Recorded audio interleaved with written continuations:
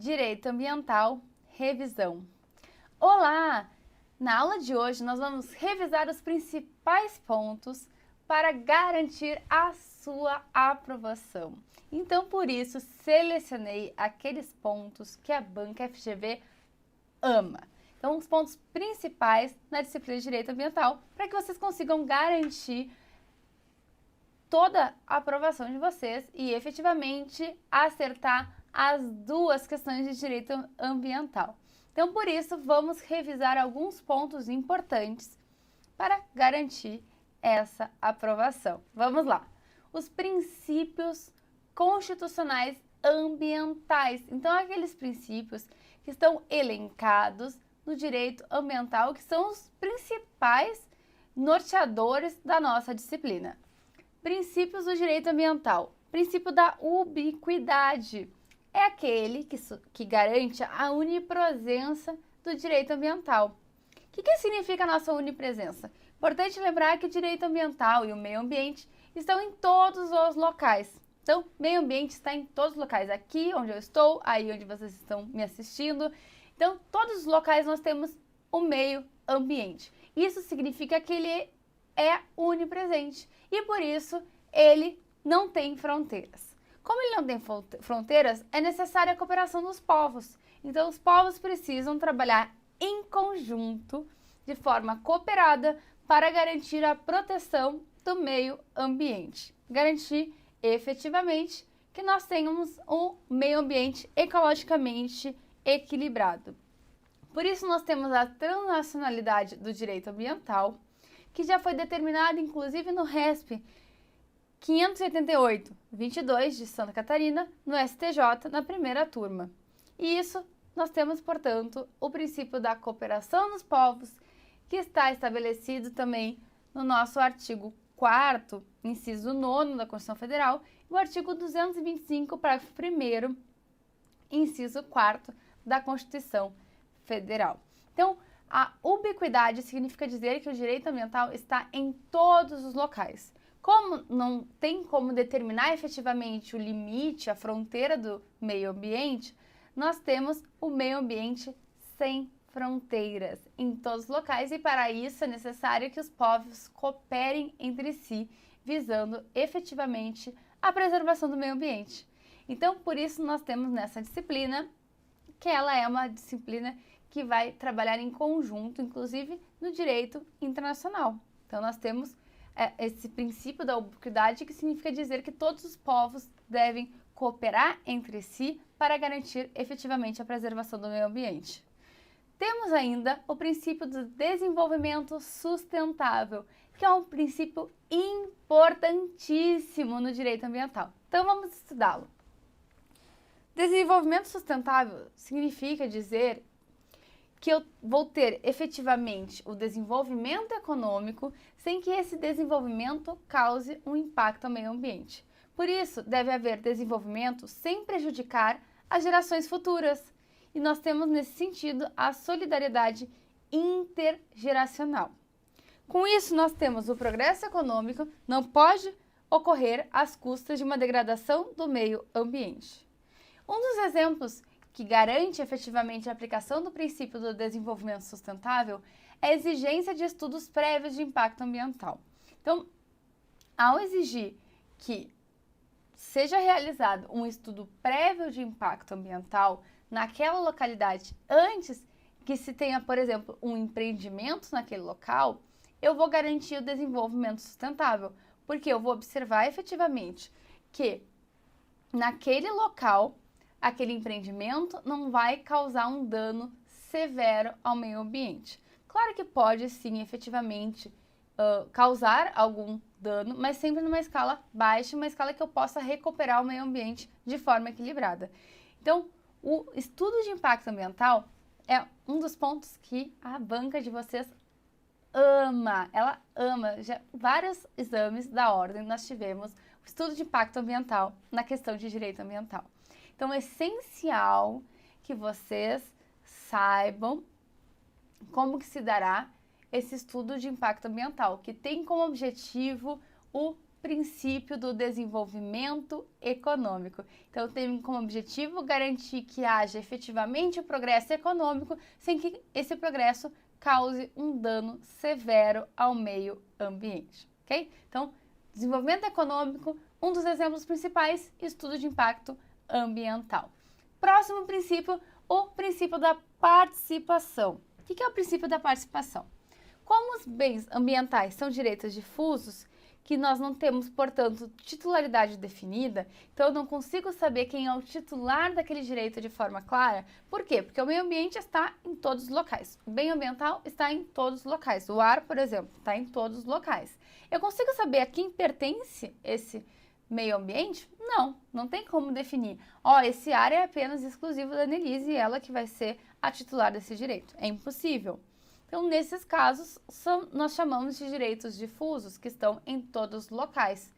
E, portanto, o bem ambiental é um bem comum a todos, né? Então, por isso, nós temos o princípio da participação quando estamos tratando de bem ambiental. São direitos difusos, sem titularidade definida, e todos têm o direito de participar do direito ambiental. Então, todos têm o direito, por exemplo, de buscar a tutela. Isso está, inclusive, lá no artigo 225 da Constituição Federal. Então, o artigo 225 da Constituição Federal determina que todos têm o direito de participar do meio ambiente ecologicamente equilibrado e, inclusive, direitos de, por exemplo, buscar uma proteção jurídica do meio ambiente. E por isso nós temos duas ações que são essenciais, que têm a participação popular nessa situação, com o objetivo de assegurar a proteção efetiva jurídica desse bem ambiental. Quais são elas? A ação popular ambiental, em que todos podem participar, e a ação civil pública, que são aquelas em que nós temos determinados titulares dessa ação que podem ajuizar, essa ação. Então, aquelas pessoas que têm legitimidade ativa para ajuizar a ação civil pública. Mas sempre com o objetivo de garantir uma proteção de todos, o direito de todas as pessoas terem assegurado o meio ambiente ecologicamente equilibrado, ok? Então, participação significa que todos podem participar nessa proteção ao meio ambiente. Subprincípios do princípio da participação. Quais são os subprincípios que também aparecem na prova de vocês? Subprincípio, informação ambiental, significa dizer o quê? A sociedade deve ser informada das questões relativas ao meio ambiente. Então, é sempre essencial que a sociedade saiba o que está ocorrendo no meio ambiente. Então, a sociedade tem direito. Como que a sociedade vai participar de forma ativa? Vai conseguir, por exemplo, propor uma ação judicial sem que ela saiba o que está acontecendo naquele local. Então, é essencial que a sociedade participe também, e saiba, tenha acesso a essa informação. O que é acesso à informação? Por exemplo, tornar que todos os estudos de impactos ambientais vão ser públicos. Qualquer pessoa tem direito a acessar os estudos de impacto ambiental. Então, os estudos de impacto ambiental devem ser públicos e nós temos o subprincípio da informação ambiental lá no artigo 9º da Lei 6.938. Tendo em vista essa participação popular, tendo em vista que a população tem direito à informação, para que a população saiba, a sociedade saiba o que fazer com essa informação, ela precisa ser previamente educada. E por isso nós temos a educação ambiental, que significa dizer, a sociedade precisa entender as informações que ela recebe. Então, a sociedade precisa ser educada para participar. E a participação da sociedade só poderá ser efetiva se ela possuir informações sobre os assuntos ambientais e for capaz de refletir sobre essa informação de modo adequado, o que só é possível com educação ambiental. Então, apenas educando a população que eu consigo efetivamente garantir essa participação. Então, para que eu consiga ter efetivamente essa participação popular, que é um princípio do direito ambiental, eu preciso de duas coisas essenciais: educar a população e informar a população. Então, eu educo a população para que ela saiba o que pode realizar ou não, e eu informo ela sobre tudo que está ocorrendo ali no meio ambiente, para que eu tenha garantido efetivamente essa participação de forma plena. E temos, por isso, elencada a Política Nacional de Educação Ambiental. Então, é determinada pela Lei 9.795 de 99, a Política Nacional de Educação Ambiental, que tem como objetivo garantir a educação da população em relação ao meio ambiente, para que todos saibam como que poderão auxiliar na proteção e preservação do meio ambiente, certo? Então, esses são os subprincípios do princípio da participação. Próximo princípio essencial, que é o grande pilar, o princípio do poluidor-pagador. É o grande pilar de sustentação do direito ambiental. Isso não quer dizer que eu posso pagar para poluir em hipótese alguma. Eu parto do conceito de externalidades negativas, que é um conceito oriundo da economia. O que significa dizer que eu não posso poluir em hipótese alguma? Então, para que não haja essa confusão de que se eu pagar, eu poderia então efetivamente poluir, já que eu estou pagando. Não é isso. Significa dizer que se eu tiver que pagar, eu não vou poluir, né? Eu não vou tentar poluir, eu vou cuidar pelo menos para que eu não polua. Então, eu não posso de forma alguma dizer que esse princípio significa dizer que eu posso pagar para poluir. Não, não é isso. Ao contrário, aqueles que costumam poluir vão ser punidos de outras formas também. Significa dizer que se houver poluição, eu preciso restituir o meio ambiente. Então, eu preciso restituir a sociedade, certo? Então, esse princípio é essencial, o grande pilar, porque eu vou trabalhar nesse princípio a poluição, que é um dos grandes danos ambientais, um dos grandes problemas ao meio ambiente. E esse princípio essencial, ele tem também subprincípios. Quais são os subprincípios? Subprincípio da prevenção, ou seja, muitas vezes o dano ambiental não pode ser reparado, por isso ele deve ser evitado. Então, eu preciso evitar o dano ambiental. Como eu não consigo reparar, eu tenho que evitar. E, então, nesse sentido, a atividade não pode ser desenvolvida, porque eu tenho que evitar essa atividade.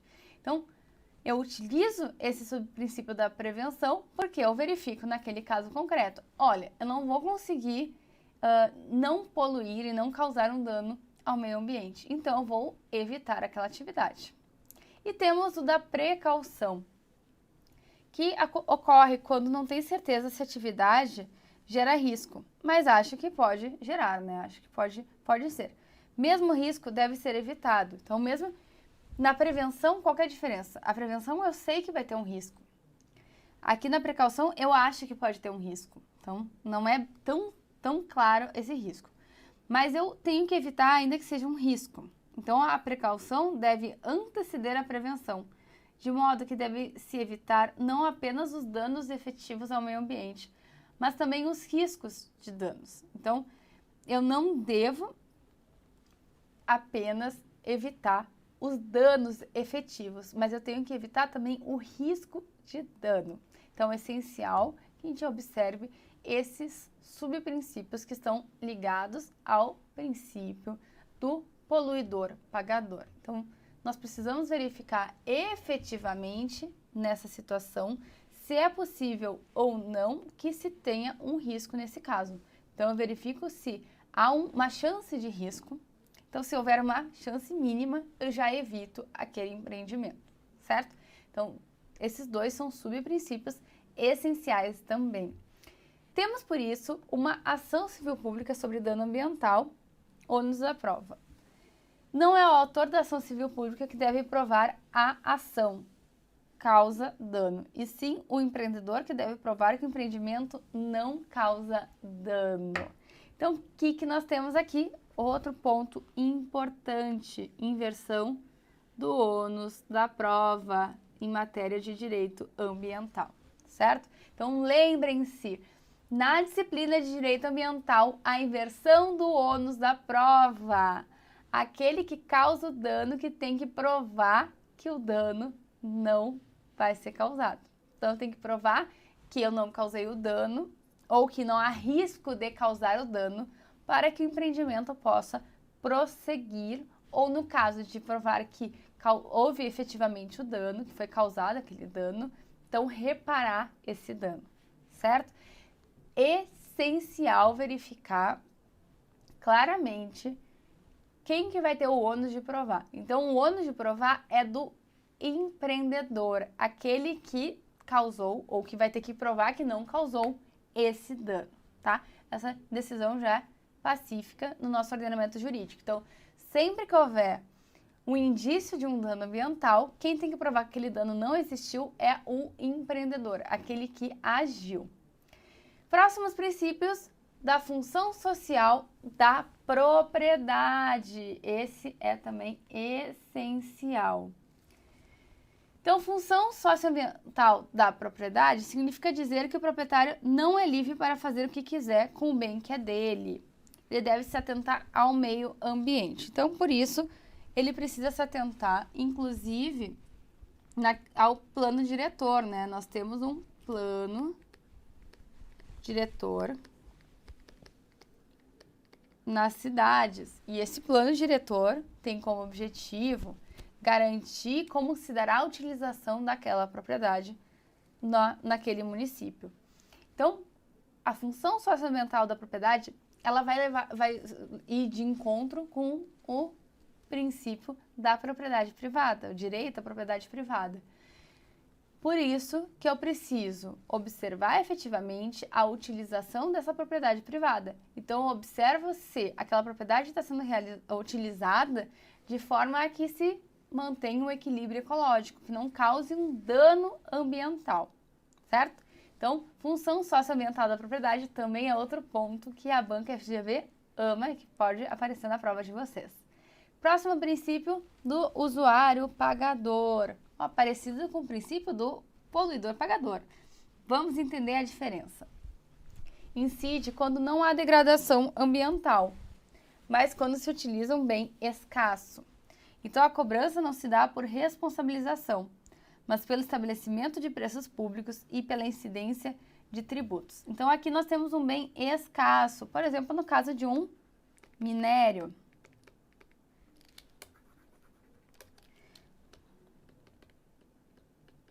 Ouro, pedras. Então, pedras preciosas, ouro. Nesses casos, eu vou ter um bem escasso.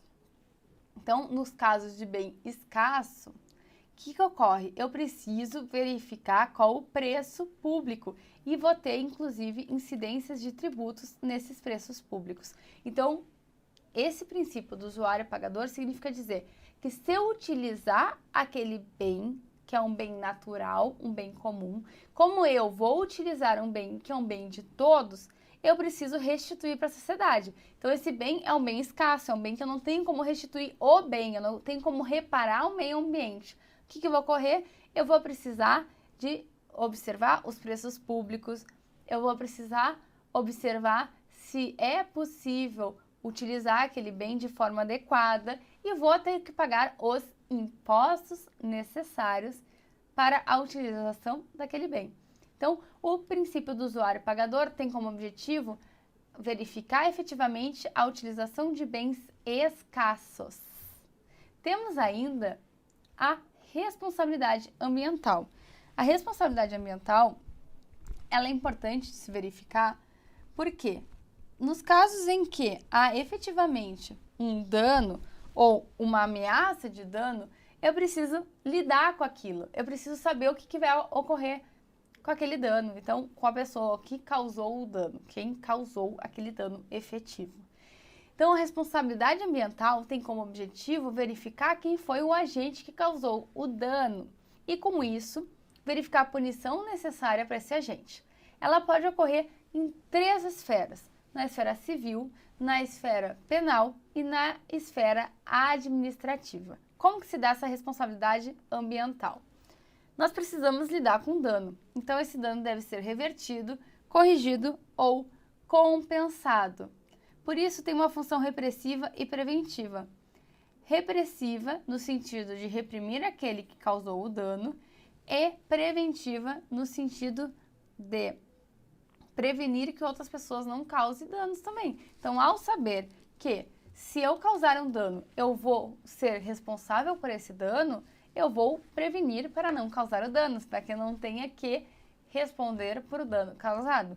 Então, tem essas duas funções. Repressiva, quando há efetivamente um dano concreto, e repressiva, preventiva, quando eu estou mostrando para as pessoas que elas não podem realizar um dano ambiental, porque elas vão ser punidas por isso, elas terão que responder pelo dano causado, certo? Então, tem essas duas funções. Ainda temos ela elencada no artigo 225, parágrafo 3º, e o mesmo dano ambiental, ele deve ser sancionado civil, penal e administrativamente. Então, ele pode ser sancionado nas 3 esferas, não é exclusivamente sancionado na esfera civil, e se for sancionado na esfera civil, não pode ser sancionado na esfera penal.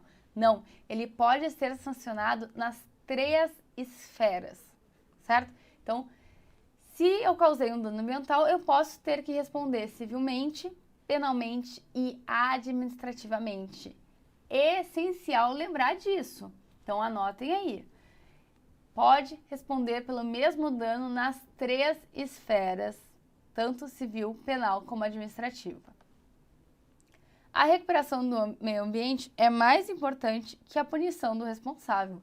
Então, levando em consideração que é mais importante recuperar o meio ambiente, em algumas situações, se for possível a recuperação do meio ambiente, a punição, então a responsabilidade frente a esse dano ambiental, será nesse sentido de reparar o meio ambiente. Então, eu preciso verificar como se dá a reparação do meio ambiente. Isso é o mais importante em relação a tudo que está ocorrendo. Então, naquele caso de dano ambiental, eu verifico efetivamente como que se dará a reparação ao meio ambiente. Como se dá a responsabilidade administrativa ambiental? A responsabilidade administrativa ambiental, sempre que ocorrer infrações, violações às normas ambientais. Então, é importante lembrar que responsabilidade administrativa se dá quando não for cumprida a norma. Ou, no caso de que a norma, quando a norma diz o que não deve ser feito, que ele seja feito. Então, pode ser tanto de forma ativa como de forma omissiva. Então, eu verifico se o que se diz na norma, se eu fiz ao contrário ou se eu não fiz o que a norma mandou, eu vou ter, então, uma responsabilidade administrativa. A infração fica caracterizada pela mera conduta ilícita contra a lei, fora da lei, independentemente da existência de um dano ambiental propriamente dito. Então, basta que eu tenha uma conduta, importante lembrar, a administrativa, basta que eu tenha uma conduta ilícita. A responsabilidade administrativa ambiental é subjetiva. Por que subjetiva? Lembrem? Como é que é subjetiva? Eu preciso verificar quem foi o agente que causou aquele dano. Então, eu vou verificar efetivamente quem causou aquele dano ambiental para, então, punir o responsável. Ela é subjetiva, ela não é objetiva. Objetiva é aquela que está elencada na norma. Vamos entender como se dá a objetiva quando nós formos tratar de responsabilidade civil.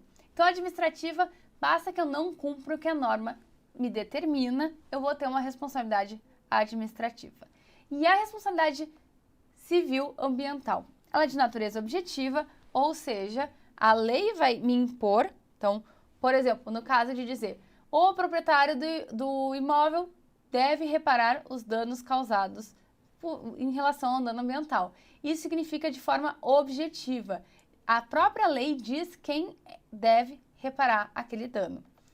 Ela é solidária e ilimitada. Então, eu preciso verificar quem foi o agente que degradou aquele bem público, né, o bem ambiental.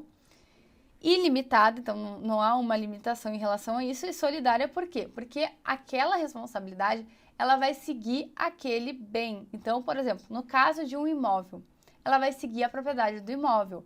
Então, quem for o proprietário do imóvel deverá responder civilmente pelo dano causado naquele imóvel, mesmo que o dano tenha sido causado pelo antigo proprietário. Então, quem é o novo proprietário vai responder civilmente. Isso é só na esfera civil, essencial. Esfera civil, apenas a esfera civil é objetiva. Qualquer que seja a qualificação jurídica do degradador, público ou privado, proprietário ou administrador da área degradada. Isso nós temos em consideração, então, os princípios do poluidor-pagador, da reparação integrum e da prioridade da reparação in natura e do favor debilis. Então, esses princípios, eles caminham em conjunto com a responsabilidade civil ambiental. Então, é essencial lembrar que a responsabilidade civil ambiental é propter rem, segue a propriedade. Então, o novo titular da propriedade deve responder, ainda que o dano tenha sido causado pelo proprietário anterior. Então, ele vai responder pela reparação daqueles danos, certo? E como que se dá a responsabilidade criminal ambiental? Ela ocorre na esfera penal, por intermédio da imposição de sanções dessa natureza, que encontramos, ou deveríamos ao menos encontrar, a máxima reprovação à conduta lesiva e a máxima repressão social. Então, a esfera penal, para o nosso ordenamento jurídico brasileiro, ela é a máxima repressão. Então, a pior pena possível é a pena penal, né? Muito maior do que uma pena civil, que seria in pecúnia. Né? Uma responsabilidade civil seria in pecúnia. A penal não, a penal pode inclusive gerar uma medida restritiva de liberdade. Então, ao responsabilizar penalmente aquele agente que causou um dano ambiental, eu tenho, né, como lógica, eu teria então uma observância maior das pessoas, porque elas verificariam que se elas causassem um dano ambiental, esse dano ambiental pode gerar, por exemplo, uma pena privativa de liberdade, então logo elas terão mais cuidado para não causar os danos ambientais. Então essa é a lógica de ter uma responsabilidade criminal ambiental, com o objetivo de diminuir os atos que possam causar danos ao meio ambiente. Na esfera penal, é impossível, pelo princípio da pessoalidade da pena, a transferência da sanção para outra pessoa, que não o infrator condenado. Então, eu preciso verificar de forma subjetiva.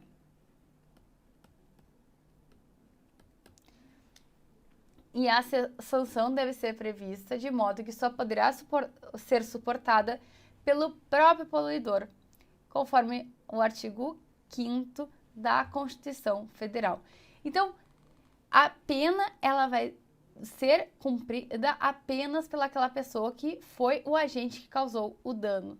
Diferente do que ocorre na esfera civil, que o novo proprietário, por exemplo, deverá responder pelo aquele dano, na esfera penal eu tenho efetivamente que apenas aquela pessoa que causou o dano irá cumprir a pena. Por isso que nós temos a pessoalidade da pena. Então, eu não posso, de forma alguma, impor a penalidade criminal àquele que não causou o dano. Então, ainda que seja o responsável civil pelo aquele dano, não posso impor penalmente aquela responsabilidade.